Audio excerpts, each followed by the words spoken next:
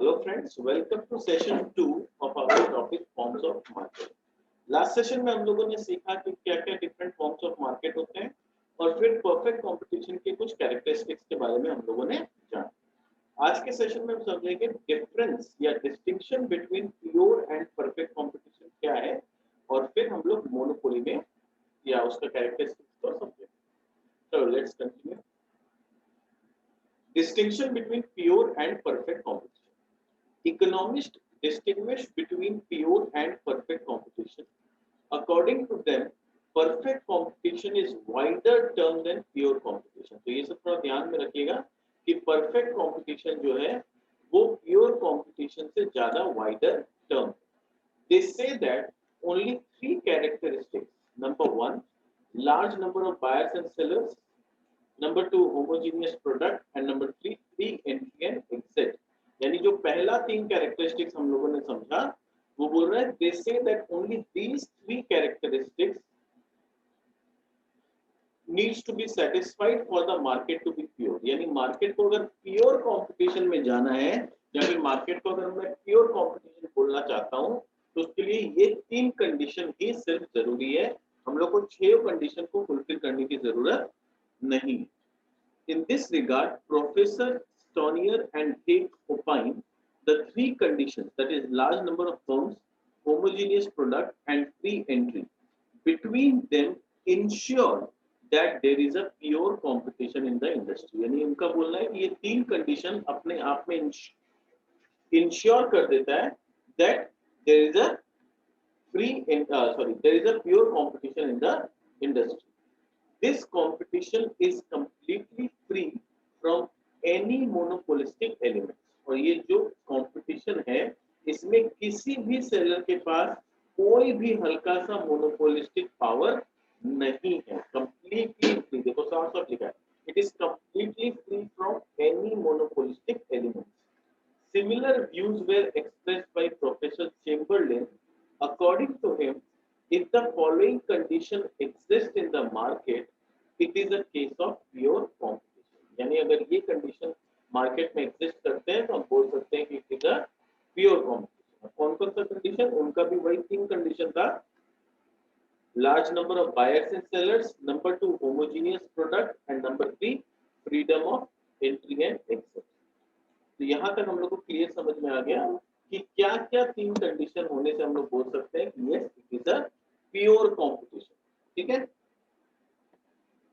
If we add the following two more conditions to the above conditions, we will have market situation of perfect competition. अब pure competition से perfect competition बनने के लिए वो तीन condition क्या क्या, free entry and exit, large number of buyer and seller and homogeneous product, ये तीन तो बेसिक कंडीशन है। उससे मार्केट बोला जाता है कि it is a pure competition. But pure से परफेक्ट बनने के लिए दो कंडीशन और सेटिस्फाई करनी होंगी, एडिशनल और, यानी कि टोटल 5 कंडीशन। पहले वाला 3 और अभी 2 और नए कंडीशन। वो क्या क्या है? पहला, perfect knowledge among the buyers and sellers about the market condition, and number B, perfect mobility in the market for goods and factors of production। यानी दो और कंडीशन तो इंपॉर्टेंट हो गए। पहला, परफेक्ट नॉलेज ऑफ बायर्स, यानी buyer और seller दोनों के पास कंप्लीट नॉलेज है प्रोडक्ट के बारे में, प्रोडक्ट के प्राइस के बारे में, प्रोडक्ट के क्वालिटी के बारे में, they have a complete knowledge. और दूसरा कि परफेक्ट मोबिलिटी है, चाहे वो गुड्स का हो चाहे वो फैक्टर ऑफ प्रोडक्शन। तो जब ये पांचों कंडीशन फुलफिल होते हैं तब हम बोलते हैं कि ये जो मार्केट है it is a perfectly competitive market. ठीक है। तो ये हम लोग को एकदम एब्सोल्युटली क्लियर हो गया कि परफेक्ट कंपटीशन क्या होता है, उसके क्या कैरेक्टरिस्टिक्स होते हैं और प्योर कंपटीशन और परफेक्ट कंपटीशन में क्या डिफरेंस होता है। अभी हम लोग चलते हैं और समझते हैं मोनोपोली। तो monopoly is totally a different form of market. यानी एक तरह से समझ लो परफेक्ट कंपटीशन अगर फॉर्म्स का ये वाला एंड है तो मोनोपोली ये वाला एंड है, यानी they are two different extremes. ठीक है। मोनोपोली एकदम उल्टा है। ठीक है।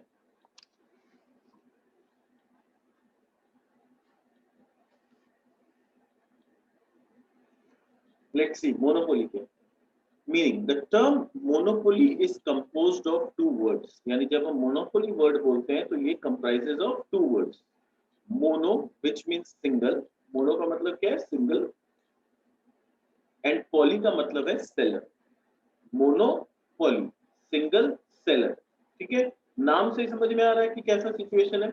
It is a completely opposite condition of perfect competition. यहाँ पर सिर्फ सिंगल सेलर है। जैसे मैंने लास्ट सेशन में एग्जांपल लिया था इंडियन रेलवेज का, तो इंडियन रेलवेज में क्या है, अगर आपको रेलवेज यूज करना है तो आपके पास एक ही ऑप्शन है कि गवर्नमेंट का जो इंडियन रेलवेज है वही यूज करना होगा, और दूसरा हमारे पास ऑप्शन नहीं है।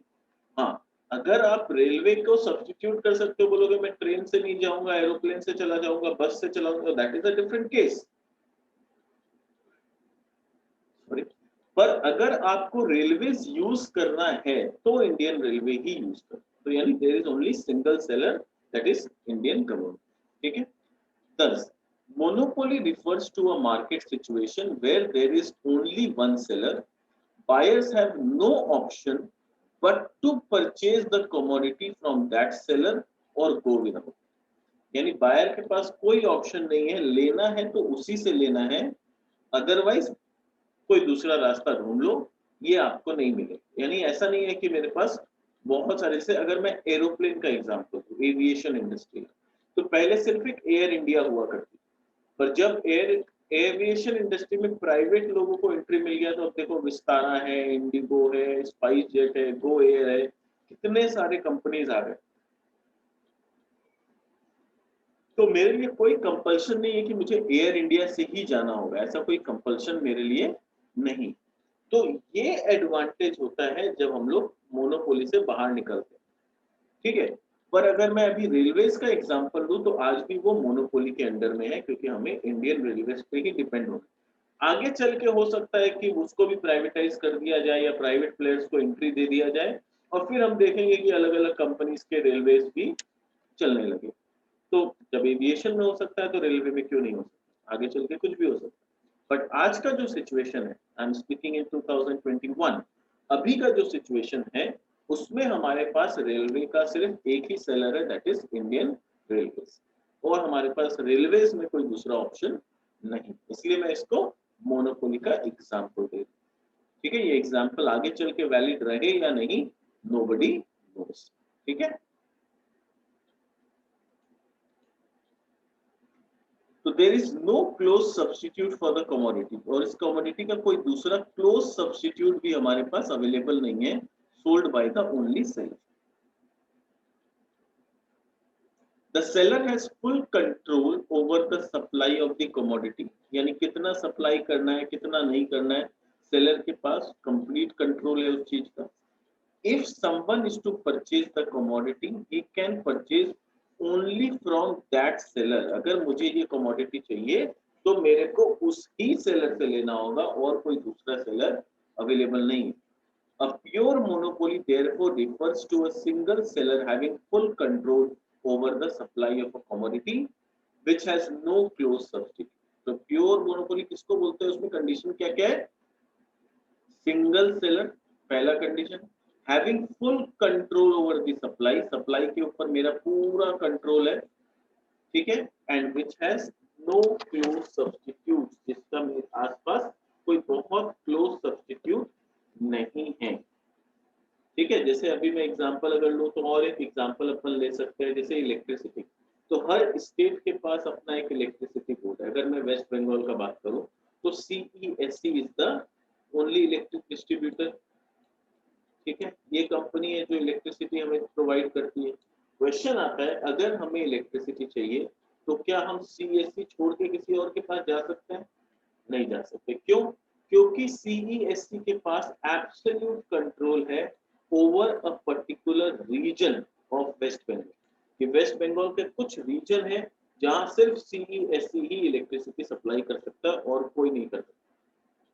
तो उस पर्टिकुलर रीजन में जो लोग रहने वाले हैं उनके पास क्या कोई और ऑप्शन है, नहीं। उनको लेना है तो CESC से ही लेना है, वरना ठीक है वो बोलेंगे नहीं हम तो चिमनी जला के रह लेंगे, जला के रह सकते हो तो रह लो। बट ऐसा पॉसिबल नहीं है ना, आज के डेट में इलेक्ट्रिसिटी के बिना कुछ नहीं होगा। हम लोग तो इंटरनेट के बिना कुछ नहीं सोचते आज के डेट में, तो इंटरनेट भी तो चलाने के लिए इलेक्ट्रिसिटी चाहिए, है ना। मोबाइल भी तो चार्ज करेंगे तब इंटरनेट चलेगा या लैपटॉप चलेगा, और चार्ज करने के लिए तो इलेक्ट्रिसिटी चाहिए। तो ultimately the sole energy source is electricity, तो आज के डेट में इसको सब्स्टिट्यूट करना है या इसका आसपास किसी तरह का कोई क्लोज सब्स्टिट्यूट मार्केट में अवेलेबल नहीं होता।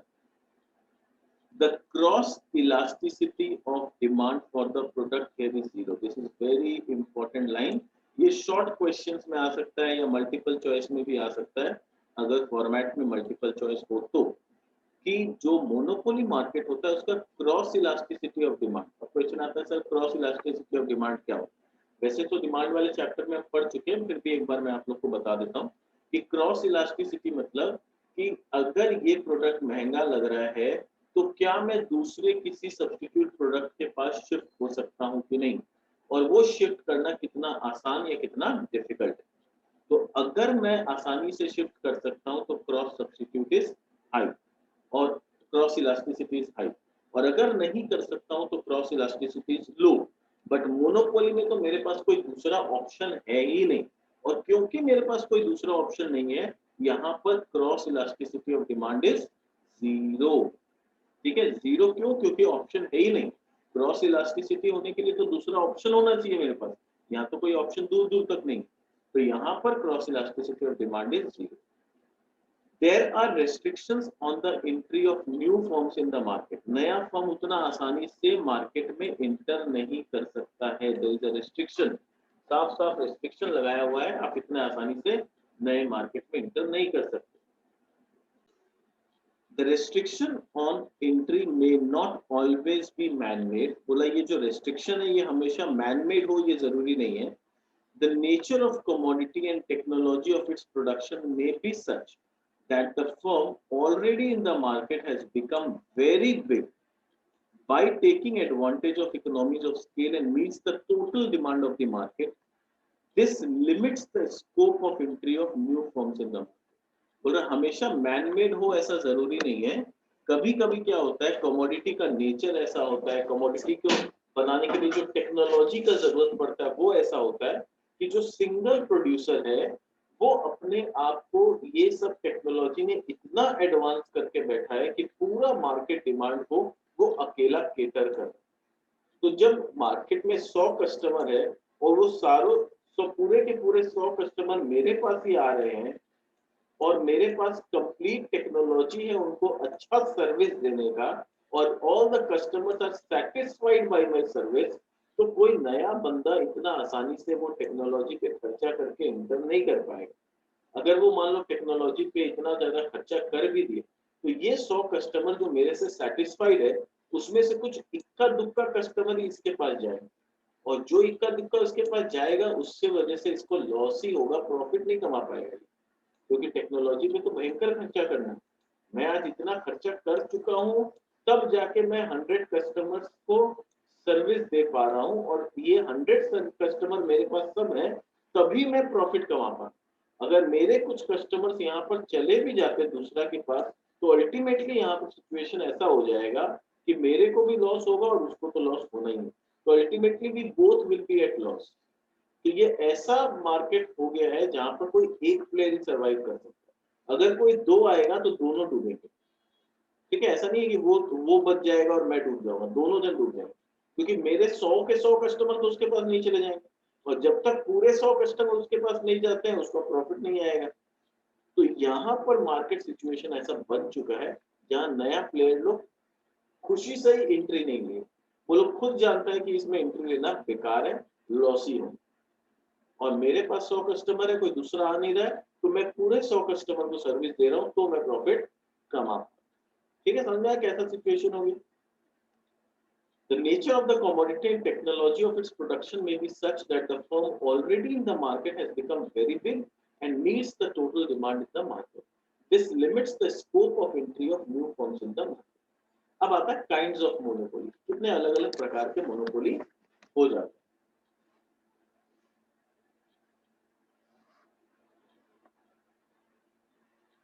Monopoly may be of different kinds as explained below. State and private monopoly. अब ये state monopoly क्या होता है, private monopoly क्या होता है? If a monopoly company is owned and managed by the government, it is known as government or state monopoly. जैसे मैंने अभी इंडियन रेलवेज का एग्जांपल दिया, वो क्या था, वो स्टेट या गवर्नमेंट मोनोपोली के अंदर में आएगा। क्यों? क्योंकि ये एक ऐसा डिपार्टमेंट है जिसको गवर्नमेंट ओन करती है। इन इंडिया द रेलवेज, देखो मेरा वाला एग्जांपल आ गया ना। So in India railways are,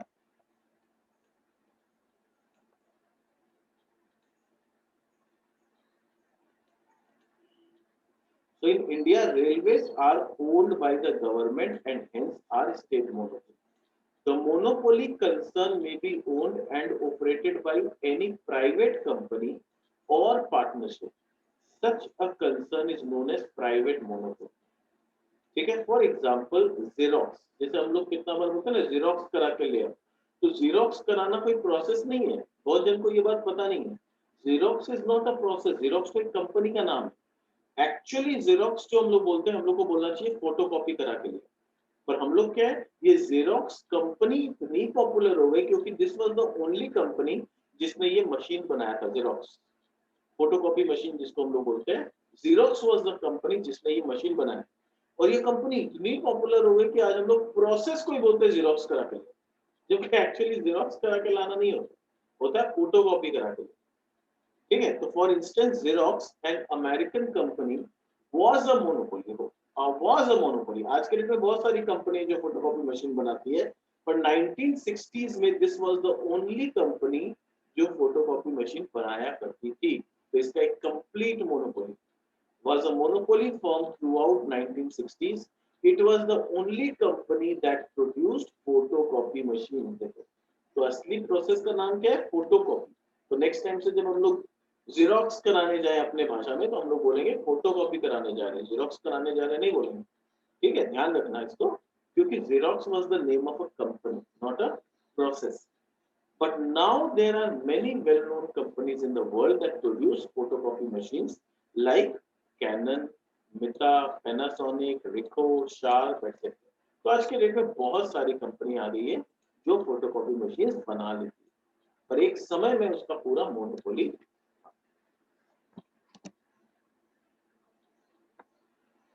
Now, simple monopoly and discriminating monopoly.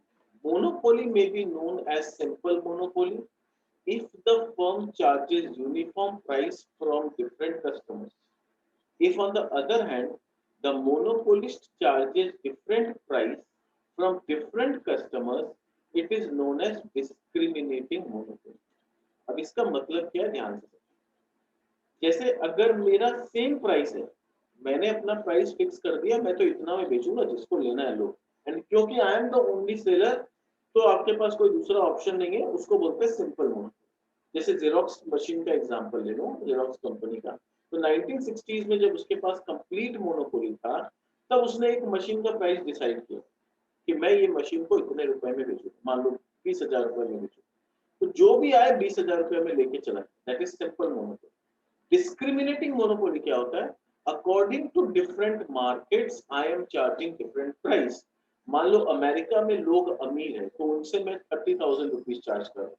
India में मुझे पता है कि लोग ज्यादा पैसा देना अफोर्ड नहीं कर पाएंगे, अगर मैं मास पब्लिक को अगर बेचना चाहता हूँ, तो मैं इंडिया में थोड़ा सा देख के प्राइस को डाउन कर दूँ। क्यों? मुझे पता है कि इंडिया में परचेजिंग पावर लोगों का उतना ज्यादा है नहीं जितना अमेरिका में, तो वहां पर मैं इंडिया में क्या करूंगा, प्राइस कम करूंगा। और भी मान लो अफ्रीकन कंट्रीज में जाऊं जो इंडिया से भी गरीब है, तो वहां पर शायद मैं और भी थोड़ा सस्ता में बेचने लगूं। तो ये क्या है, इसको बोलते हैं प्राइस डिस्क्रिमिनेटिंग मोनोपोली। यानी मैं मार्केट को देख के according to the behaviour of buyer I am charging different price in different market. ठीक है। For example, an electricity company in the town charges different rates for electricity from its different customers. Charging of different fares and freights by Indian Railways from its different customers is another example of discriminating. तो अलग अलग rate अलग अलग customer से जब हम charge करते हैं, जैसे सीनियर सिटीजन को 20% ऑफ हो गया, जो बिलो पॉवर्टी लाइन है उनको चलो 50% ऑफ हो गया। ये क्या है, डिस्क्रिमिनेटिंग मोनोपोली। जैसे हम लोग बड़े बड़े कॉलेजेस में जाते हैं, कॉलेजेस में होता है ना कोटा सिस्टम होता है, जैसे इंडियन जॉब्स होते हैं, जैसे गवर्नमेंट जॉब्स। तो गवर्नमेंट जॉब में क्या होता है, बोलता है जो शेड्यूल ट्राइब है उसका 50% से ऊपर आते ही उसको फॉर्म भर सकता है, जो जनरल कैटेगरी है उसको 80% से ऊपर लाना होगा। ये भी एक तरह का क्या है, डिस्क्रिमिनेटिंग मोनोपोली। क्योंकि वो लोग अलग अलग कास्ट के हिसाब से अलग अलग परसेंटेज रखते हैं। तो these are all example of discriminating monopoly. तो आई थिंक एकदम क्लियर हो गया कि सिंपल मोनोपोली किसको बोलते हैं, डिस्क्रिमिनेटिंग मोनोपोली किसको बोलते हैं। Next, absolute monopoly and limited monopoly. Finally, monopolies may be classified into absolute and limited monopolies. Absolute monopoly is one which is not afraid of anyone. It may not be afraid of government control and interference. यानी कोई government का control या government का interference भी उसको रोक नहीं सकता। Such an absolute monopoly may charge any high price. तो वो फिर कोई भी प्राइस चार्ज कर सकता है, ना गवर्नमेंट उसको कंट्रोल कर सकता है, ना गवर्नमेंट उस पर किसी तरह का रेस्ट्रिक्शन लगा सकता है। On the other hand, limited monopoly में बी अफ्रेड ऑफ गवर्नमेंट। पर जो लिमिटेड मोनोपोली है उसके ऊपर कहीं ना कहीं गवर्नमेंट का थोड़ा बहुत कुछ रेस्ट्रिक्शंस है। ठीक है, limited monopoly is afraid of government और ऑफ पॉसिबल कॉम्पिटिटर्स और ऑफ कंज्यूमर्स। या तो कंज्यूमर गुस्सा हो जाए, एलपीजी का एग्जांपल है, हमारे घर में जो एलपीजी आता है गिने चुने इक्का दुक्का कंपनी है और एक रीजन में कहीं ना कहीं एक ही मेन सप्लायर है। तो एलपीजी वाला चाहे तो कोई भी रेट अपने से चार्ज कर सकता है, बट फिर भी उसको गवर्नमेंट कंट्रोल का, गवर्नमेंट के गुस्से का डर है। उसको ये भी डर है कि कॉम्पिटिटर कहीं नया, अगर मैं बहुत ज्यादा प्रॉफिट कमाने लगूं तो कोई नया कॉम्पिटिटर ये बिजनेस में नहीं आ जाए, या गवर्नमेंट किसी तरह का मेरे ऊपर कोई एक्शन ना ले ले। तो वहां पर जो मोनोपोली है दैट इज लिमिटेड मोनोपोली। ठीक है, तो गवर्नमेंट और पॉसिबल कॉम्पिटिटर और consumer, such monopoly will charge a price lower than the maximum it can charge. यानी वो हमेशा थोड़ा सा कम ही चार्ज करेगा। उसका मन तो करेगा कि मैं एलपीजी के गैस को 2000 रुपए में करके बेचूं, बट फिर भी उसको 900 950 रुपए में बेचना पड़ रहा है।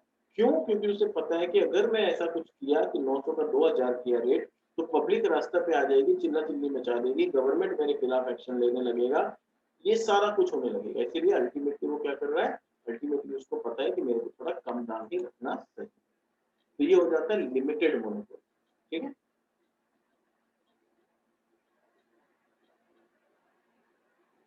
अब आता है बेसिक फीचर्स ऑफ मोनोपोली। तो अभी तक हम लोग समझ गए कि कितने अलग अलग टाइप का मोनोपोली होता है, मोनोपोली क्या होता है, मोनोपोली का मतलब क्या है। अब देखते हैं कि उसके फीचर्स क्या हैं। तो ऑलरेडी हम लोगों ने जितना पढ़ा है मोस्टली हमने सारा फीचर्स कवर कर ही लिया होगा, फिर भी यहाँ पर थोड़ा डिटेल में समझते हैं। तो पहला कंडीशन है या पहला कैरेक्टरिस्टिक्स है single seller. Under monopoly there is only one seller of a commodity, thus it is the opposite extreme of perfect competition। मैंने बताया था ना, ये दोनों एकदम कंप्लीट एक्सट्रीम्स है। यानी एक तरफ यहाँ अगर परफेक्ट कंपटीशन है तो एकदम दूसरे तरफ यहाँ पर मोनोपोली। दोनों एक दूसरे का बिल्कुल नदिया के दो किनारे जो बोलते हैं ना, वैसा। द सेलर में be in form of sole proprietorship, partnership और ज्वाइंट स्टॉक कंपनी। सेलर कैसे भी हो सकता है, वो सोल प्रोप्राइटर हो सकता है, वो पार्टनरशिप हो सकता है, या वो कंपनी भी हो सकता है। Being the only seller, a monopolist faces no competition from the other firms because there is no competition। उसको किसी भी तरह का competition दूसरे फर्म से नहीं मिलता है, क्योंकि और कोई दूसरा competition है ही नहीं। He is able to permanently earn abnormal high profits। तो इसी वजह से क्या है, वो परमानेंटली थोड़ा सा एबनॉर्मल यानी सुपर नॉर्मल प्रॉफिट कमा सकता है। अगर उसका टोटल कॉस्ट जो हो रहा है 10 रुपया, वो हमेशा के लिए उसको 11 या 12 रुपए में बेच के 2 रुपया एक्स्ट्रा कमाई कर सकता है। याद रखना, जब मैं टोटल कॉस्ट 10 रुपया बोल रहा हूँ तो उस टोटल कॉस्ट में, जैसे इकोनॉमिक कॉस्ट हम लोग पढ़े थे, उस टोटल कॉस्ट में क्या होता है, सेलर का नॉर्मल प्रॉफिट भी जुड़ा होता है। I am not talking about accounting cost, I am talking about economic cost. तो इकोनॉमिक कॉस्ट में क्या होता है, नॉर्मल प्रॉफिट ऑलरेडी जुड़ा होता है। तो जब मैं बोल रहा हूँ कि 10 रुपया मेरा टोटल कॉस्ट है, इकोनॉमिक कॉस्ट है, इसका मतलब उसमें कहीं ना कहीं 1 रुपया या 2 रुपया मेरा खुद का नॉर्मल प्रॉफिट जुड़ा हुआ है। तो अगर मैं 10 में भी बेचता हूँ तो I am earning normal profit. ऐसा नहीं है कि मेरे को प्रॉफिट नहीं हो रहा है, नॉर्मल प्रॉफिट हो रहा है। अब मैं 10 से ऊपर जितना में मैं बेच लूँ वो एक्स्ट्रा मेरा सुपर नॉर्मल प्रॉफिट कहलाता है। तो इसीलिए बोला जा रहा है कि जो मोनोपोलिस्ट होता है ना, वो हर समय लॉन्ग रन में भी कहीं ना कहीं परमानेंटली देखा जाता है, ऐसा जरूरी नहीं है, बट मोस्टली देखा जाता है कि वो सुपर नॉर्मल प्रॉफिट कमा सकते हैं। ठीक है, the existence of single seller of one product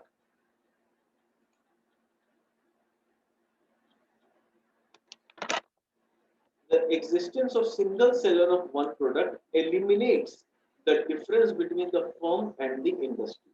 क्योंकि एक ही सिंगल सेलर है, तो मेरा ही अगर पूरा लोकेलिटी में या पूरा इंडस्ट्री में मेरा ही एक कंपनी या एक दुकान है जो ये सामान बेचती है, तो मेरे पास अगर 100 लोग हैं तो मार्केट में इसका मतलब टोटल 100 ही लोग, तो टोटल 100 लोग में वो सारे के सारे लोग मेरे से ही सामान खरीदते हैं।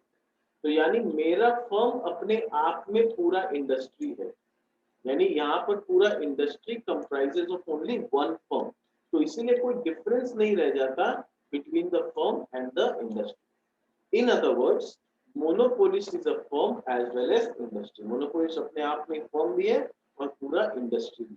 जैसे मैं माइक्रोसॉफ्ट का बात करूं तो माइक्रोसॉफ्ट अपने आप में एक मोनोपोली है, और तो कोई कंपनी नहीं है माइक्रोसॉफ्ट जो बनाती है, और माइक्रोसॉफ्ट ऑलमोस्ट कंपल्सरी है कंप्यूटर में। हम लोग देखें इतना दुख और भी सॉफ्टवेयर है, बट मोस्टली तो हम लोग माइक्रोसॉफ्ट ही यूज करते हैं, हम लोगों को पता है ना। तो हम लोग को पता है कि हम लोग मोस्टली माइक्रोसॉफ्ट यूज करते हैं, तो माइक्रोसॉफ्ट का क्या अपना मोनोपोली है पूरा बाजार में।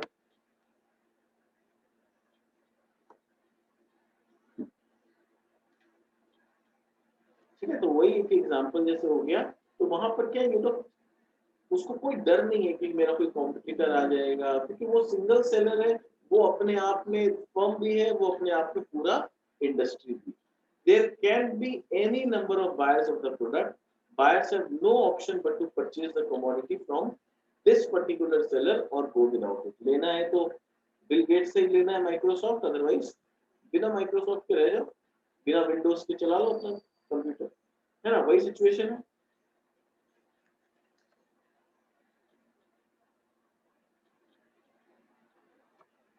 No close substitutes. Under monopoly, there are no close substitutes available of the product sold by the monopolist. यानी मोनोपोली जो प्रोडक्ट बेचता है उसका आसपास का हम लोग के पास कोई क्लोज सब्स्टिट्यूट इतना इजीली अवेलेबल नहीं है। बात है क्लोज सब्स्टिट्यूट मतलब क्या?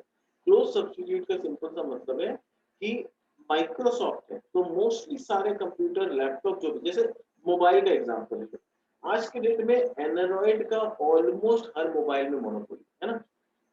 तो एंड्रॉइड के बिना हम लोग चलेगा नहीं, Android is like an operating software.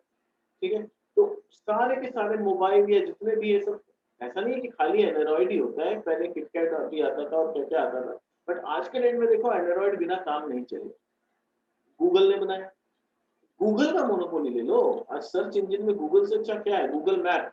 Google map के भरोसे तो पूरा उबर ओला सब कुछ शायद गूगल मैप के भरोसे तो चल रहा है इंडस्ट्री, है ना। तो अगर मुझे यूज करना है तो गूगल मैप ही यूज करना, उसके जगह उसके आसपास का कोई क्लोज सब्स्टिट्यूट नहीं है पूरे दुनिया में, है ना। गूगल का बनाया हुआ जो गूगल प्ले स्टोर है, गूगल प्ले स्टोर के अलावा कोई दूसरा सब्स्टिट्यूट है क्या जहां से मैं ऐप डाउनलोड कर लूं, या अगर मैं खुद का ऐप बना रहा हूं तो वहां पर रजिस्टर एंट्री करा लो उसका।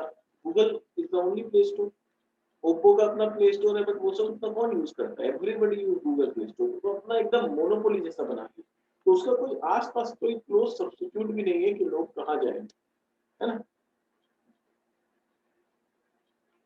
Professor Boulding remark, a pure monopolist therefore is a firm producing a product which has no effective substitute among the products of any other firm। यानी प्योर मोनोपोली उसी को बोलते हैं जो ऐसा प्रोडक्ट बना रहा है जिसका आसपास किसी तरह का कोई क्लोज सब्स्टिट्यूट नहीं है।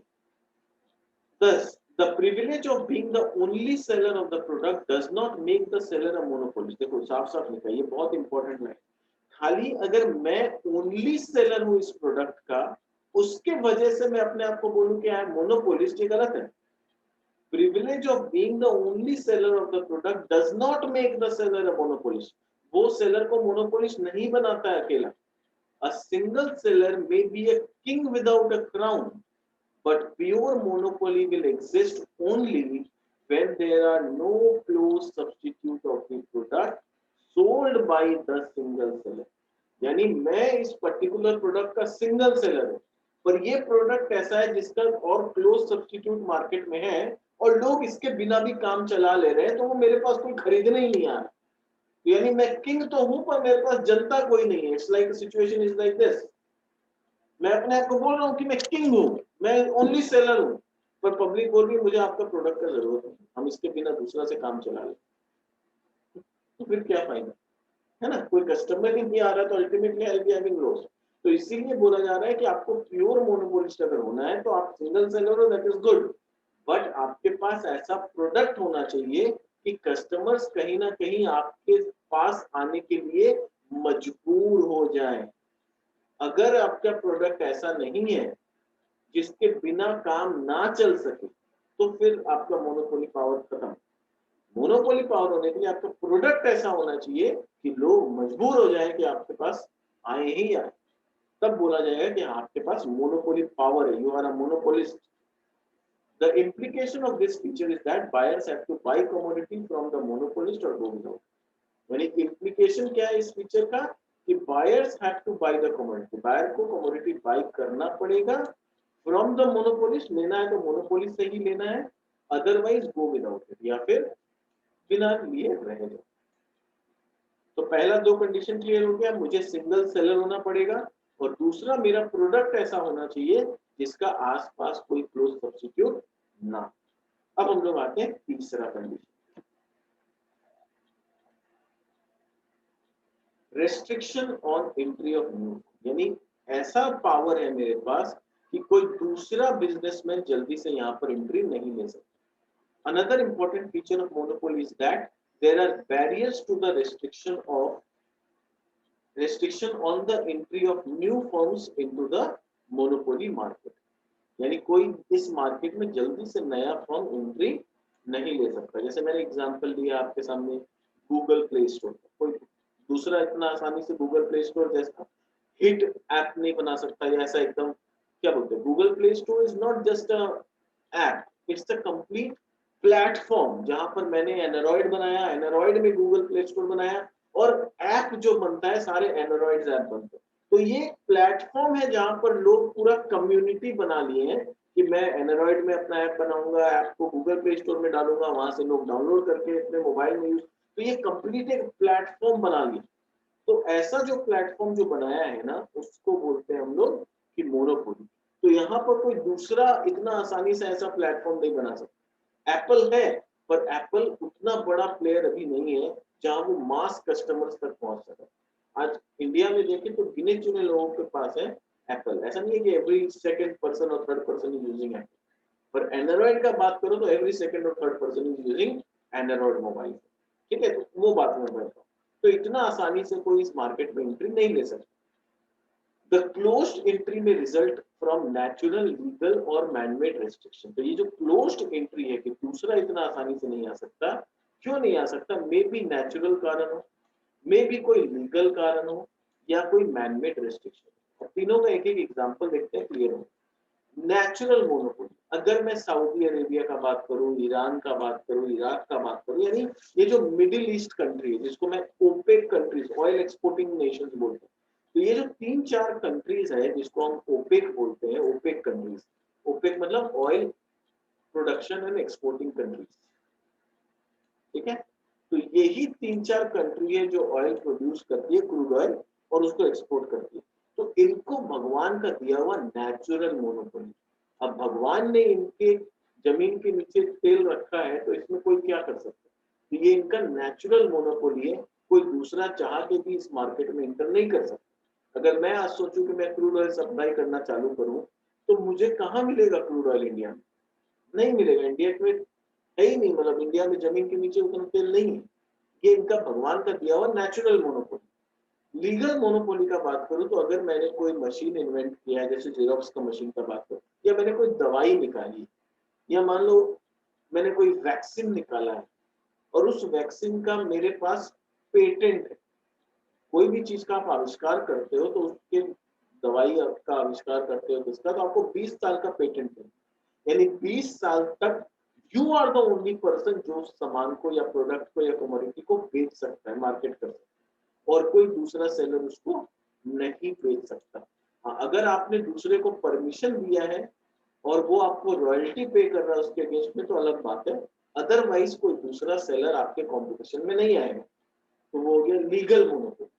मैन मेड रेस्ट्रिक्शन ऐसा है कि मैंने अपने आप को इतना बड़ा कर लिया है जैसे माइक्रोसॉफ्ट ने अपने आप को इतना बड़ा कर लिया है आज के डेट में कि दूसरा आसानी से माइक्रोसॉफ्ट को, विंडोज को, है ना, एमएस ऑफिस हम लोग जो बोलते हैं, Microsoft Excel, PowerPoint, Word, आज कोई भी कंप्यूटर में देख लो, हम लोग एमएस वर्ड यूज करते हैं ज्यादातर।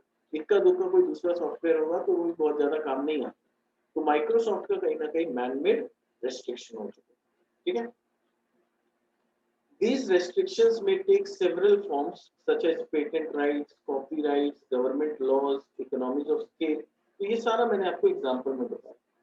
In view of this, there is no competitor of monopoly firm. Hence, unlike perfectly competitive firms, which are price takers, monopolist क्या है? They set the market price. They are price makers. They are not price takers. वो लोग decide करते हैं कि मेरे को अपना प्रोडक्ट को किस प्राइस में बेचना है। अब आता है इस फीचर का इम्प्लीकेशन क्या है। The implication of this feature of monopoly is that pure profit, that is super normal profit, exist in long run so long as there is an entry barrier. तो जब तक कोई नया कॉम्पिटिटर इस market में नहीं घुस जाता तब तक मैं सुपर नॉर्मल प्रॉफिट कमा सकता हूँ। A monopoly sets marginal cost equal to marginal revenue and marginal cost is less than the price। यानी मोनोपोलिस्ट का कंडीशन क्या है कि marginal revenue is equal to marginal cost. तो फर्स्ट कंडीशन तो एमआर इक्वल्स टू एमसी जो हम लोग जानते हैं, ठीक है, ये है। और उसका जो मार्जिनल कॉस्ट है ना वो उसके प्राइस से कम है, इसीलिए वो हमेशा क्या है, सुपर नॉर्मल प्रॉफिट कमा सकता है, because marginal cost is less than the price. ठीक है, तो ये समझ में आ गया कि पहला कंडीशन क्या था, सिंगल सेलर। दूसरा कंडीशन क्या था, नो क्लोज सब्स्टिट्यूट। तीसरा कंडीशन क्या है कि restriction on the entry of new firm. नया फर्म जल्दी से यहाँ एंटर नहीं कर सकता। देखो यहाँ पर फोटो से भी समझाया। अब आता है firm is a price maker. तो ये तो ऑलरेडी हम लोग को पता है। देखो पॉइंट नंबर 4 में कि सेलर खुद डिसाइड करता है, क्योंकि इज द ओनली सेलर, तो वो डिसाइड करेगा कि मुझे किस दाम में बेचना। तो इसको एक बार फटाफट रीड कर लेते हैं, इसमें बहुत ज्यादा डिटेल का जरूरत है। Monopoly firm has full control over the supply of its product. The firm has full control over the supply because there is no competition, ठीक है, in the market, and number B, there are barriers to entry। पहला यानी अभी कोई competition है नहीं, और क्योंकि एंट्री बैरियर है जल्दी से कोई कंपटीशन आ भी नहीं सकता, ठीक है। therefore it can influence the market price by varying its supply। तो वो मार्केट प्राइस को इन्फ्लुएंस कर सकता है, कैसे, अपना सप्लाई को वैरी करके। यानी जब वो चाहेगा सप्लाई को थोड़ा सा कम कर दे, और जैसे ही वो सप्लाई को कम करेगा प्राइस बढ़ जाएगा। The best example is again oil exporting Nations. तो ये जो ऑयल एक्सपोर्टिंग नेशंस है, ये लोग आपस में 3-4 जन लोग एक टीम बना के बैठे, तो जब भी इनको तेल का दाम बढ़ाना होता है ना, ये लोग आपस में एक मीटिंग करते हैं और डिसाइड करते हैं चलो ऑयल का प्रोडक्शन हम लोग कम कर देते हैं। तो ये लोग जैसे ही ऑयल का प्रोडक्शन कट करता है प्राइस बढ़ जाता है, ठीक है। और फिर जैसे ये लोग प्रोडक्शन को बढ़ाता है प्राइस घट जाता है। तो ये इस तरह से चलता है। तो इस तरह से ये लोग क्या करते हैं, मार्केट में प्राइस को इन्फ्लुएंस करते हैं by varying the supply. Supply को वेरी करके प्राइस को इन्फ्लुएंस करते हैं। It can charge any price for its product. वो अपने प्राइस, प्रोडक्ट के लिए कोई भी प्राइस चार्ज कर सकते हैं। However, the firm cannot sell any quantity at that price। तो उनका कंट्रोल किस पे है, प्राइस पे, क्वांटिटी पे नहीं। आप 1 रुपए का चीज को 1 लाख में बेच सकते हो, आपका मोनोपोली है। बट मेरा मोनोपोली एज अ कस्टमर ये है कि मुझे खरीदना है कि नहीं। अगर आप 1 रुपए का चीज को 1 लाख में बेच रहे हो, मैं डिसाइड करूंगा मैं नहीं खरीदूंगा, उसके बिना रह जाऊंगा। तो आपका जो कंट्रोल है आपके प्राइस पे है, क्वांटिटी पे नहीं है। और अगर आप 1 लाख में भी बेचते हो और पूरे साल में आपने सिर्फ 1 पीस बेचा, व्हाट्स द यूज। 1 लाख पूरे साल में आपने रेवेन्यू जनरेट किया, आपका खर्चा तो करोड़ों में होगा साल भर, है ना। तो वही चीज है कि आपका कंट्रोल आपके प्राइस पे है, क्वांटिटी पे नहीं है। तो इसीलिए मोनोपोलिस्ट होने के बावजूद भी एक ऐसा प्राइस रखना पड़ता है कि एटलीस्ट पीपल अफोर्ड कर सके उसे खरीद। मैं ऐसा प्राइस चार्ज कर दूं कि लोगों को अफोर्ड ही ना कर पाए, तो फिर वो लोग आएंगे ही नहीं मेरे पास सामान खरीद। एंड मेरा ऑब्जेक्टिव खाली प्राइस हाइक करना नहीं, अल्टीमेटली सामान बेचना है। सामान बेचेंगे तभी तो प्रॉफिट कमाएंगे। और बेचने के लिए जरूरी है कि मेरा प्राइस ऐसा हो जो लोगों का अफोर्डेबिलिटी में हो, लोग उसे खरीद पाए, उनका परचेजिंग पावर के अंडर में। इसीलिए प्राइस ऐसा नहीं कि आंख बंद करके कुछ भी प्राइस लगा लिया। ठीक है। Hence, a monopolist has full control on supply and no control over demand. इसलिए monopolist का कंट्रोल जो होता है किस पे होता है? सप्लाई पे होता है कि मैं कितना क्वांटिटी सप्लाई करूंगा, मैं किस प्राइस पे उसको सप्लाई करूंगा, पर डिमांड पे कोई कंट्रोल नहीं। अगर मान लो डिमांड ही जीरो हो गया तो मैं तो क्या सप्लाई करूंगा और किस प्राइस पे सप्लाई करूंगा वो मैटर ही नहीं करता, क्योंकि मेरा कंट्रोल डिमांड पे है ही नहीं। ठीक है। In fact, the firm's decision to sell larger quantity is possible only at a lower price. तो यानी अगर मैं चाहता हूं कि ज्यादा क्वांटिटी मैं बेच पाऊं तो उसके लिए मेरे को अपना प्राइस को घटाना पड़ेगा। Conversely, if the firm brings a smaller quantity of the commodity into the market for sale, then it will be able to sell it at a higher price. यानी अगर मेरा क्वांटिटी कम होगा तब लोग से मैं ज्यादा चार्ज कर पाऊंगा, provided there is a demand. पर अगर मेरा सप्लाई ज्यादा है तो मुझे प्राइस घटाना पड़ेगा, तभी मैं ज्यादा क्वांटिटी बेच पाऊंगा। ठीक है। Thus, for the monopoly firm, the price depends on the quantity of commodity sold. In other words, price is a decreasing function of quantity sold. यानी जितना क्वांटिटी मैं ज्यादा बेचना चाहूंगा मेरे को भी प्राइस घटाना पड़ेगा। डिफरेंस ये है कि क्योंकि मेरा मोनोपोली है मुझे बहुत ज्यादा प्राइस घटाने का जरूरत नहीं है, तो बाकी लोगों का जो ग्राफ होता है वो ऐसा फ्लैट होता है, मेरा जो ग्राफ होता है वो थोड़ा सा स्टीप होता है, क्योंकि मुझे बहुत ज्यादा प्राइस घटाने का जरूरत नहीं है, मैं थोड़ा सा भी प्राइस कम करूंगा तो डिमांड आ जाएगा, तो इसलिए इलास्टिसिटी इज लेस। बट ऐसा नहीं है कि ज्यादा क्वांटिटी बेचना है तो प्राइस घटाना नहीं होगा, घटाना तो पड़ेगा। ठीक है। So in other words, price is the decreasing function of quantity sold. Like perfect competition, monopoly firm cannot sell any amount of commodity at the same price. ऐसा नहीं है कि मैं उस पर्टिकुलर गिवन प्राइस पे जितना चाहूं उतना बेच लूंगा, ऐसा नहीं। परफेक्ट कंपटीशन में क्या था? There is a huge demand, तो उस गिवन पर्टिकुलर प्राइस पे जितना बेच सकते हो बेच, पर यहाँ पर ऐसा नहीं होगा। ठीक है।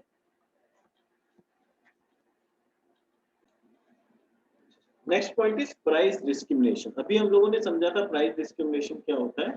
प्राइस डिस्क्रिमिनेशन में क्या करता है, जो मोनोपोलिस्ट है या जो सेलर है वो क्या करता है, वो अलग अलग कस्टमर से अलग अलग मार्केट पे अपना अलग अलग प्राइस में सामान बेचता है। ठीक है। अब जैसे हम लोग कोई भी मोनोपोलिस्ट का एग्जांपल ले लें, ज्यादातर मोनोपोलिस्ट ये काम करते हैं, ठीक है ना, क्योंकि अलग अलग मार्केट पे उनका टर्म्स एंड कंडीशंस अलग होता है, उनके कस्टमर्स के साथ रिलेशनशिप अलग होता है। जैसे डॉक्टर का एग्जांपल है ना, डॉक्टर भी क्या करता है, अलग अलग टाइप ऑफ पेशेंट से अलग अलग फीस चार्ज करता है, या फिर बोलो अलग अलग एरिया पे अलग अलग फीस चार्ज करता है। अगर वो एक कोई लोकल एरिया में बैठा है तो उसका फीस कम होगा, कोई वो हाईफाई एरिया में चला जाएगा तो उसका प्राइस फीस थोड़ा बढ़ जाएगा। तो ये जो सिचुएशन है इसको बोलते हैं प्राइस डिस्क्रिमिनेशन। ठीक है। देखते हैं ये मोनोपोली में कैसे काम। A monopolist may charge single price for the product he sells, or in certain cases he may charge different prices for his product from different sets of customers. यानी अलग अलग टाइप ऑफ कस्टमर से वो अलग price charge कर सकते हैं। The latter is a case of price discrimination. तो जो सेकंड वाला केस है ना, वो क्या चीज का केस है, प्राइस डिस्क्रिमिनेशन का केस है।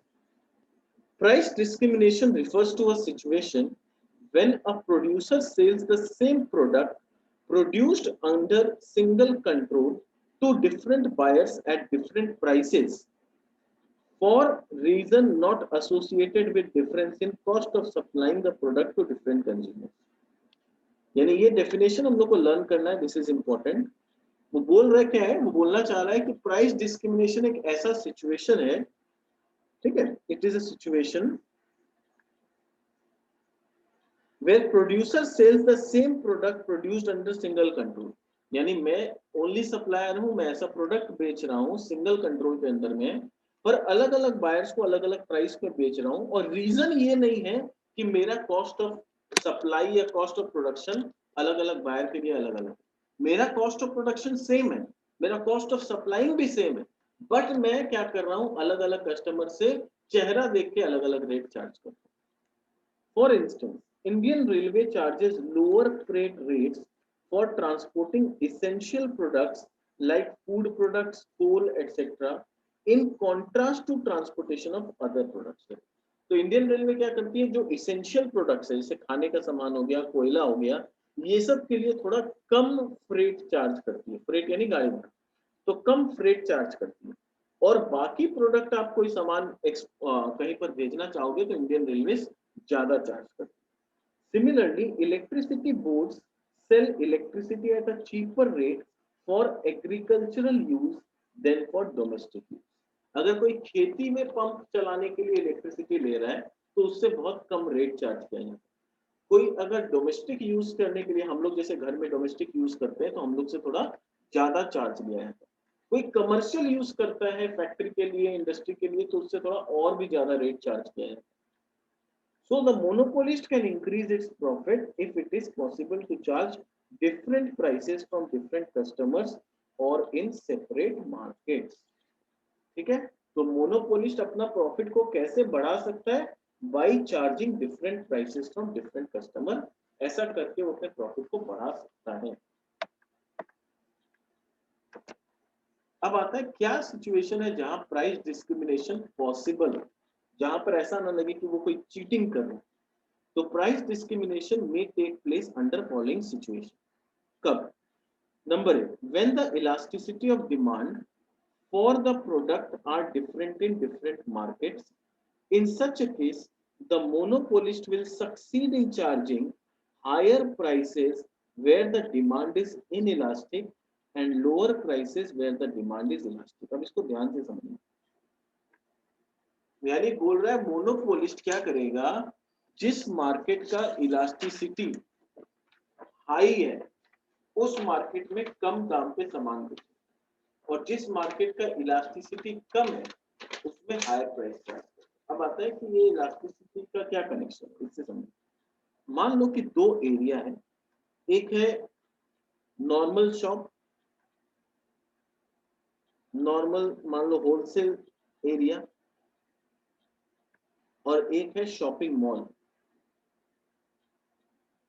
ठीक है, अब मान लो सेम प्रोडक्ट है, ठीक है, पर जो मोनोपोलिस्ट है उसको पता है कि जो नॉर्मल होलसेल मार्केट है वहां पर जो कस्टमर्स आते हैं वो काफी बार्गेनिंग कराते हैं। वहां पर वो 10 दुकान में घूमेंगे तब एक दुकान जो सस्ता देगा उससे खरीदेंगे, एक एक रुपया 2-2 रुपया के लिए बार्गेनिंग करने लगेंगे। तो ऐसा जो मार्केट है ना उसमें वो क्या करता है मोनोपोलिस्ट, कोई सामान को 40 रुपए में बेचने के लिए मान लो तैयार। पर शॉपिंग मॉल के केस में क्या है, उसे पता है कि शॉपिंग मॉल में जो कस्टमर्स आते हैं उनका परचेसिंग पावर जनरली थोड़ा हाई होता है। वो लोग क्या इतना बार्गेनिंग नहीं करते हैं, वो लोग को जो सामान लेना होता है लेते हैं और काउंटर में जाके अपना डेबिट कार्ड या क्रेडिट कार्ड थमा देते हैं। तो वो लोग उतना देखते भी नहीं है कि क्या रेट है नहीं है। कंपैरेटिवली, ऐसा नहीं है कि कोई भी नहीं देखता है, कंपैरेटिवली जो जनरल सिचुएशन है ऐसा है। तो मॉल में क्या होता है, वो लोग को पता है इलास्टिसिटी इज लो। इलास्टिसिटी लो का मतलब क्या हुआ, यहाँ पर क्या इलास्टिसिटी क्या हो गया, लो हो गया। यानी यहाँ पर कोई 1 रुपया 2 रुपया के लिए बार्गेनिंग नहीं करता। अगर मैं 40 रुपया का यहाँ पर 45 रुपया भी ले लूँ ना, तो कस्टमर ऐसा नहीं है कि वो मॉल से निकल के बड़ा बाजार चला जाएगा या होलसेल मंडी में चला जाएगा, बोलेगा मेरे को तो वहाँ 40 में मिल रहा है। ऐसा नहीं करेगा वहाँ का कस्टमर। वहाँ का कस्टमर इतना माथा नहीं लगाया, ठीक है यार मॉल में एसी में आराम से शॉपिंग कर रहे हैं, 5 रुपया ज्यादा लग रहा है लगने। तो ऐसा मेंटेलिटी है वहाँ के कस्टमर की। तो ये क्या है, यहाँ पर इलास्टिसिटी इज लो, तो यहाँ पर वो 40 का 45 में क्या 50 में भी बेच सकते हैं। तो यहाँ पर क्या हो जाता है, price is generally high. Normal wholesale market में क्या होता है, 40 रुपया है, कोई दूसरा अगर 39 में बेच रहा है तो वो देखिए अरे ये तो 39 में बेच रहा है, आप 40 में क्यों बेच रहे हो, हम तो यहाँ से जाके ले लेंगे, बगल बगल में ही सारा दुकान है। तो यहाँ पर ऐसा सिचुएशन होता है जहाँ लोग बहुत ज्यादा इलास्टिसिटी इज हाई, यानी ऐसा है कि अगर थोड़ा सा भी आप प्राइस ज्यादा चार्ज करोगे ना तो कस्टमर भाग जाएगा। ऐसा सिचुएशन को बोलते हैं कि इलास्टिसिटी इज हाई। तो जहां पर इलास्टिसिटी हाई होता है वहां पर वो कम दाम चार्ज करेगा, और जहां पर इलास्टिसिटी लो होता है वहां पर थोड़ा वो ज्यादा चार्ज करेगा। ठीक है, तब जाके उसका प्राइस डिस्क्रिमिनेशन मोनोपोली जो बोलते हैं ना वो ऐसा कर सकता है जब दो अलग अलग प्रकार के मार्केट है। एक मार्केट ऐसा है जहां इलास्टिसिटी कम है और एक मार्केट ऐसा है जहां इलास्टिसिटी ज्यादा है। दूसरा भी इंपॉर्टेंट कंडीशन ये होता है कि यहाँ का कस्टमर यहाँ जा ना सके, यानी ये मॉल और ये होलसेल मंडी के बीच में डिस्टेंस इतना हो कि ऐसा ना हो कि कस्टमर बोले अरे यहाँ तो 45 में मिल रहा है, यहाँ 40 में, मैं एक काम करता हूँ यहाँ से जाके 40 में खरीद लूंगा, तो उसका ट्रैवलिंग कॉस्ट कम से कम 10 रुपया लग जाएगा। तो उसका क्या होगा, 40 + 10, जाना 10 आना 10, 60 रुपया पड़ जाएगा। तो देखिएगा अरे जाऊंगा 10 रुपया, आऊंगा 10 रुपया, 40 में दूंगा 60 रुपया, तो जाने आने का पड़ जाएगा सब ले जाओ। तो ऐसा वो आसानी से नहीं कर सकता कि वो यहाँ से वहां निकल जाए, तो ये भी कंडीशन जरूरी है। दूसरा, when the buyer of one part of monopolistic market do not know that the price are lower in the other part of the market, देखो बहुत इंपॉर्टेंट है। जैसे यही वाला एग्जांपल जो मैं बता रहा था, ये जो बायर है जो 45 में खरीद रहा है, उसको पता ना हो कि इस मार्केट में ये 40 में बिक रहा है। दिस इज वेरी इंपॉर्टेंट, वरना तो इसका खेल बिगड़ जाएगा सर। ये बायर कोई भी जुगाड़ बैठा लेगा और यहाँ पर से जाके 40 में खरीद लेगा, कुछ ना कुछ जुगाड़ शायद वो बैठा लेगा। तो इसलिए जरूरी है कि जो ये लो इलास्टिसिटी मॉल वाले बायर है, उसको ये पता ना चले कि होलसेल मार्केट में ये कितने सस्ते में यही सामान मुझे मिल जाए। ठीक है।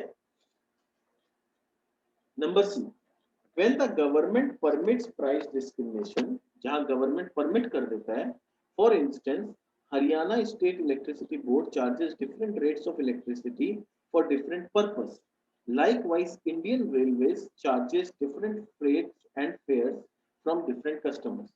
तो यहाँ पर गवर्नमेंट अगर परमिशन दे दे कि ठीक है आप अलग अलग कैटेगरी से अलग अलग चार्ज कर सकते हो, तो भी वहां पर पॉसिबल है।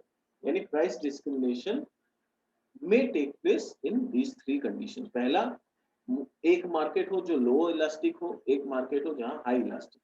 दूसरा, एक मार्केट का बायर को दूसरे मार्केट के रेट के बारे में पता ना चले। और तीसरा, जहां गवर्नमेंट ने आपको परमिशन दे रखा। Next, nominal selling cost. Selling cost का मतलब होता है एडवर्टीजमेंट करना या मार्केटिंग करना, ठीक है, पब्लिसिटी करना, ये सब। अब क्योंकि मेरा मोनोपोली है, मुझे बहुत ज्यादा एडवर्टीजमेंट और ये सब करने की जरूरत नहीं है, क्योंकि लोगों को पता है लेना है तो मेरे से ही लेना है। इंडियन रेलवेज का कभी एडवर्टीजमेंट देखे होगे? नहीं आता ना। तो जो मोनोपोली प्रोडक्ट होता है वो थोड़ा जानकारी के लिए थोड़ा बहुत एडवर्टाइजमेंट करता है, पर ऐसा बहुत कॉम्पिटिटिव एडवर्टीजमेंट उसको कराने की जरूरत नहीं पड़ती। So under monopoly, the firms do not spend much on advertising, publicity, etc. It incurs very nominal selling cost in the beginning to give the information to the buyers about the product। यानी शुरुआत में थोड़ा थोड़ा beginning में वो हल्का सा advertisement और ये सब करता है, ताकि लोगों में एक अवेयरनेस फैल जाए कि मेरा ऐसा प्रोडक्ट है। और एक बार जब वो चीज हो जाता है, उसके बाद उसको और एडवर्टाइज करने की जरूरत नहीं पड़ती। Point number 7, negatively sloped demand curve. As stated above, the monopolist is the only seller of the commodity in the market, so any variation in his sales will affect the supply and consequently its price in the market। अब क्योंकि वो only seller है, तो होगा क्या कि जरा सा भी वो अपने सप्लाई को घटाता है तो प्राइस बढ़ जाएगा, अगर जरा सा भी सप्लाई को बढ़ाता है तो प्राइस घट जाएगा। Therefore, the monopolist faces downward sloping demand curve। Very important। तो मोनोपोलिस्ट क्या फेस करता है? Downward sloping. इसका मतलब क्या हुआ कि अगर आपको अपना बिक्री क्वांटिटी वाइज बढ़ाना है, तो आपको थोड़ा सा प्राइस रिड्यूस करना पड़ेगा। It means if he wants to sell more, he can do so only by lowering the price। He can also raise the price। वो प्राइस बढ़ा भी सकता है if he is prepared to forgo some sales। यानी अगर वो अपना supply को रिड्यूस कर देता है और बोलता है हमको 100 पीस नहीं बेचना, मैं तो 80 पीस ही बेचूंगा, तो अपने प्राइस को बढ़ा सकता है। Alternatively, monopolist can lower the price by increasing the supply and can raise the price by reducing the supply। यानी दोनों कंट्रोल उसके हाथ में।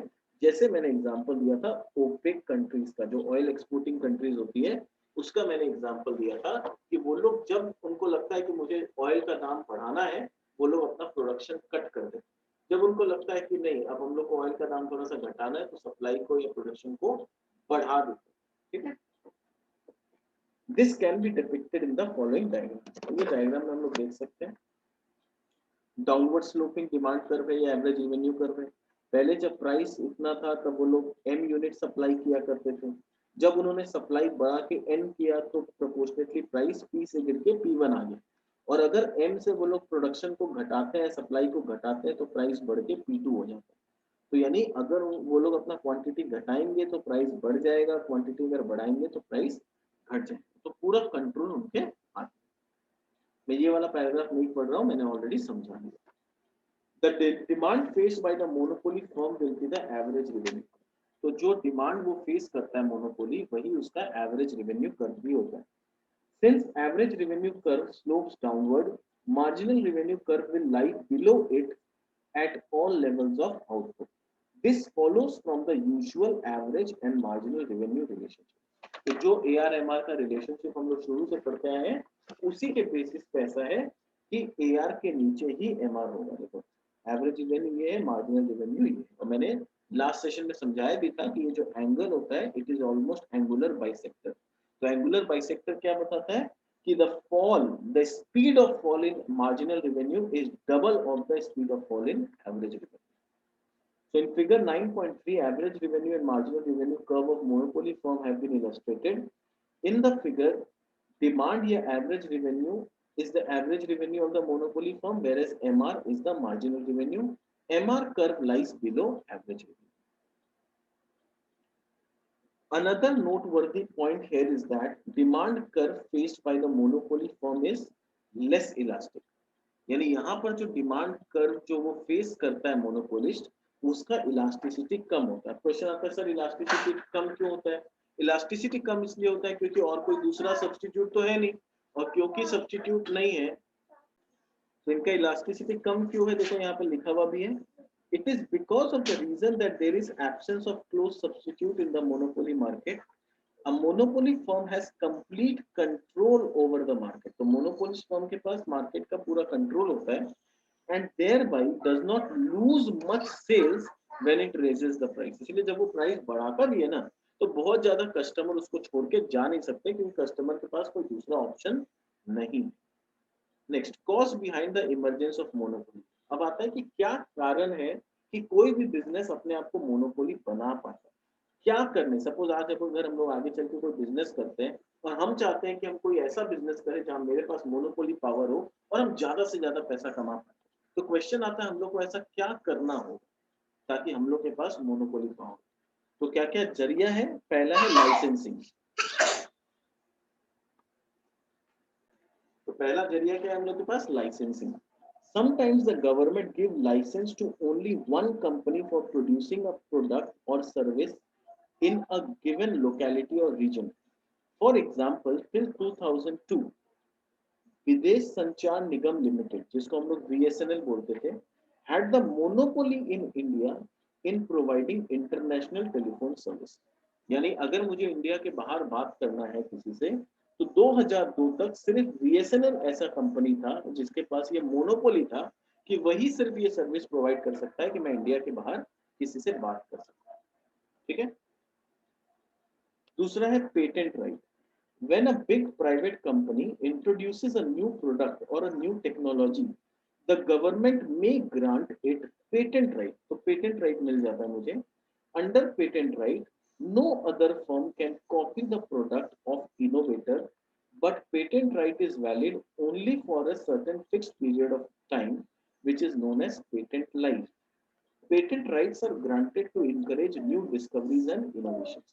ताकि लोग डिस्कवरी करें, इनोवेशन करें, रिसर्च करें, इसलिए पेटेंट राइट दिया जाता है। देखो पेटेंट राइट नहीं देंगे तो क्या होगा? आज मैं इतना करोड़ों रुपया खर्चा करके कोई चीज इन्वेंट किया, रिसर्च किया, उसके बाद क्या हुआ? जब मैं रिसर्च कर लिया तो मेरा फॉर्मूला कॉपी करके सब अपना अपना बिजनेस चालू कर दिया, तो फिर तो मेरा मोटिवेशन डाउन हो जाएगा। मैं क्यों करोड़ों रुपया खर्चा करूं रिसर्च में, जब कोई और रिसर्च कर लेगा तब मैं उसको कॉपी कर लूंगा, है ना? मैं क्यों करोड़ों रुपया खर्चा करूं? तो इससे क्या होगा? इनोवेशन का कल्चर, रिसर्च का कल्चर वो खत्म हो, और फिर क्या होगा? कोई भी नया चीज इन्वेंट कभी नहीं होगा। तो नया इनोवेशन और डिस्कवरीज को बढ़ावा देने के लिए गवर्नमेंट ये पेटेंट राइट का कंसेप्ट लाया है। जैसे नॉर्मली दवाई के केस में, दवाई में क्या होता है? बड़ी बड़ी कंपनीज एक दवाई निकालने के पीछे 10 साल 15 साल रिसर्च करती है, ट्रायल करती है, ये करती है, वो करती है, उसके बाद कोई एक नया दवाई या कोई नया वैक्सीन डेवलप होता है ना? और उसके बाद भी अगर कोई उसे आसानी से कॉपी कर ले तब तो सारा मेहनत बेकार हो गया ना। तो इसीलिए तो patent right prevents other firms to produce the same product और use the same technology without obtaining the license from the concerned company. Xerox company of America stands as an example of this kind of. फिर formation of cartel, जैसे मैंने example लिया ना oil exporting countries, तो ऐसा थोड़ी है कि खाली एक ही कंट्री जो ऑयल एक्सपोर्ट करती है,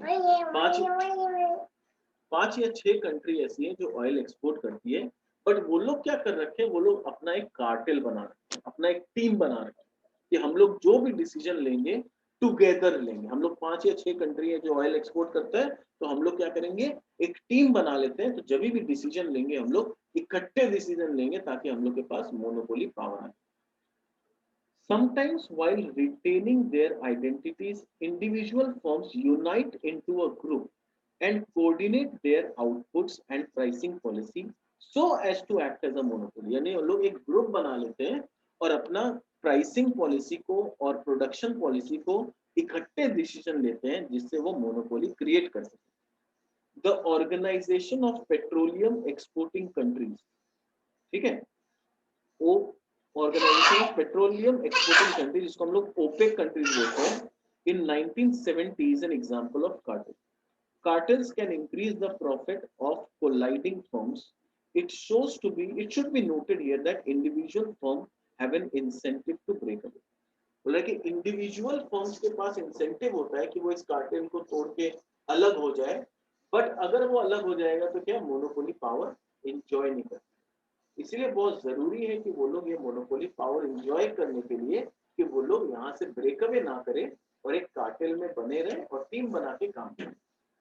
एंड चौथा है नेचुरल रिस्ट्रिक्शन। मोनोपोली में exist as natural phenomena, an industry in which economies of scale are so great that only a single firm can achieve minimum efficient scale is called natural monopoly।